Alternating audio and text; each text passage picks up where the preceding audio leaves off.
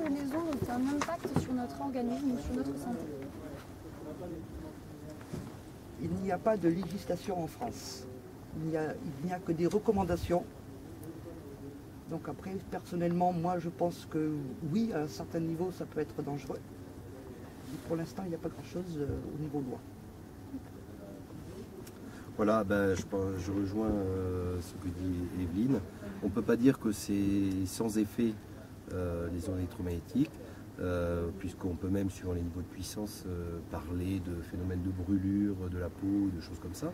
Hein, donc c'est pas sans effet. On parle aussi de phénomènes cumulatifs, c'est-à-dire une durée d'exposition aux ondes électromagnétiques au bout de laquelle il y aurait tel ou tel niveau de dégradation.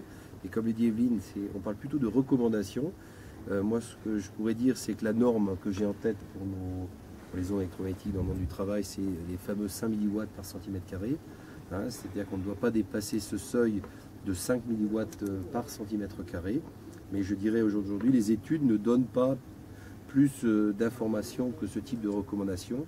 Alors là, je donnerai un avis personnel. Maintenant, je sors un tout petit peu du monde du travail, où j'ai coutume de dire que pour moi, un téléphone portable, je reprends l'exemple du téléphone portable, est probablement pour moi plus néfaste. Donc là, en parlant en relatif par rapport à tous les signaux que l'on manipule chez Evelyne pour la compatibilité électromagnétique ou chez moi pour les mesures RF, puisqu'un téléphone portable, on parle de l'ordre du watt sur le téléphone portable. Et quand on ramène ça à l'hémisphère que l'on prend quand on écoute, eh bien on voit très rapidement qu'on est dans l'ordre de grandeur de ce fameux seuil de 5 milliwatts par centimètre carré. Sans parler après la durée d'exposition, puisque comme je disais tout à l'heure, les téléphones portables, c'est quelque chose qui sont nés pour nous, au moins en France, il y a une quinzaine d'années, on va dire. Voilà. Donc on n'a pas forcément un recul encore très suffisant pour donner un petit peu les niveaux réels d'impact. Hein. Et je parlerai plus en relatif. Donc voilà mon avis personnel. Le téléphone portable, pour moi, il faut certainement y faire attention, parce que, encore une fois, les ondes électromagnétiques, on ne peut pas dire qu'il n'y a pas d'impact sur le corps humain. Voilà. Et est-ce que selon vous, il y a des moyens pour, dans notre quotidien, nous protéger des ondes? Est-ce que vous connaissez des moyens de Oh, oui, il y a des gens en Aveyron qui disent qu'ils sont sensibles. Oui, voilà, justement.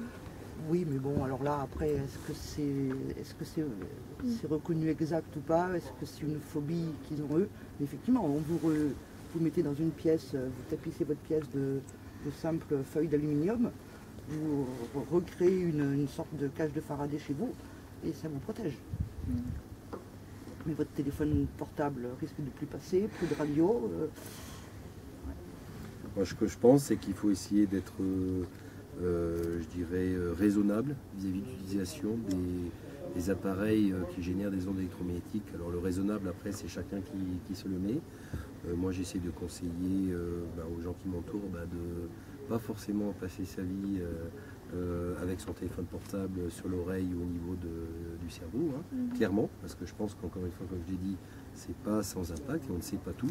Donc c'est un peu ce genre. Bon, après, on parle aussi de Wi-Fi, hein, qui transmettent dans nos maisons l'Internet, hein, de pièce à pièce. Je pense que là aussi, on ne sait pas forcément tout là-dessus.